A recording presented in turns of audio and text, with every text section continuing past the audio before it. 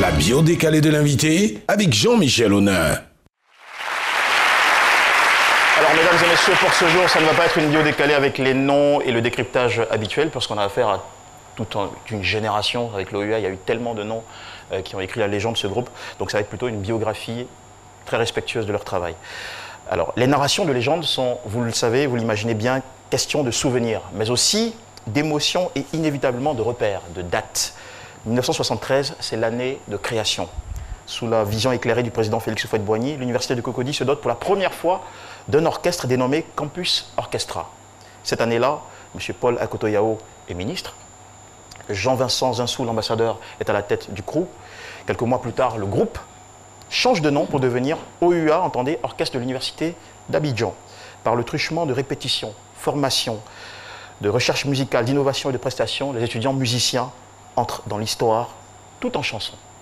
1981, le premier album est enregistré à Paris, Mazela Zia Zia, produit par François Cognan et arrangé par Jimmy Hyacinthe. Parmi les stars de cette vague sont Tiburce Kofi et d'autres. L'OUA fait agréablement vibrer des millions de jeunes, l'âme de tout un pays. Mais l'histoire de cet orchestre mythique est une affaire de cycle. Chaque année, laissant la place à un autre, c'est donc bientôt une deuxième génération qui prend le relais. Les Ivoiriens découvrent avec bonheur Ramsès de Kimon et sa chanson phénomène Uprising, dont on a bien sûr dégusté le contenu il y a un moment, le gros talent de Wonyan Kakou Omer, du bassiste-arrangeur Sibaï Richemont Di Ricci et son compère Ismaël Diaby, à qui on doit l'énorme succès Pétrole mouillé, le grand Emmanuel Boifo et son hit Iwoniwo.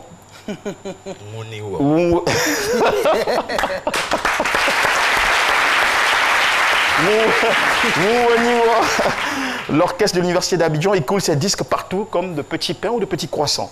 Il brille par son aisance à interpréter et adapter. Ses compositions subjuguent le public, moralisent, éveillent et réveillent les consciences. Avec le moulin des arrivées et départs au campus, une troisième promotion s'installe et s'impose de 90 à 2005. C'est la saison des nouveaux talents irrésistibles et mélodieux tirés par Kablan Kakou Michel dit Orenchi ou Chimous et d'excellents musiciens à l'image de Ludovic. L'OUA fait monter les degrés d'ambiance dans toutes les cités universitaires jusqu'à l'INPH B de Yamoussoukro, décuple les animations à l'extérieur du pays, c'est le cas de la fête de l'indépendance du Niger en 92, assure le spectacle à plusieurs événements, le Popo Carnaval de Beaunois, le Massa, le Concerto, à des dîners galas à travers le pays. La brillante formation musicale de l'OUA accompagne également sur scène plusieurs stars ivoiriennes, dont Tikenja pour son premier concert à Odiéné, c'était en 97, Chantal Taïba, Joël C, et la liste est bien longue. Et les albums, comme des sollicitations, s'empilent. Une impressionnante huitaine, dont au total, Zia Zia, Campus, Oppression, Maquis International, la preuve. Depuis 2005, l'aventure sublime des étudiants musiciens semble s'être étiolée. L'âge d'or de la musique orchestrale s'est carrément volatilisé. Une nostalgie nous est désormais imposée. Aujourd'hui, plus de 3 décennies après, à travers l'émission C'est Midi, les Ivoiriens traduisent ici leur reconnaissance émue à tous les anciens et actuels membres de l'orchestre de l'Université d'Abidjan. Pour tous les bonheurs, messages et frissons musicaux partagés. Et à tous les honorables anonymes qui ont soutenu ce joli mouvement artistique.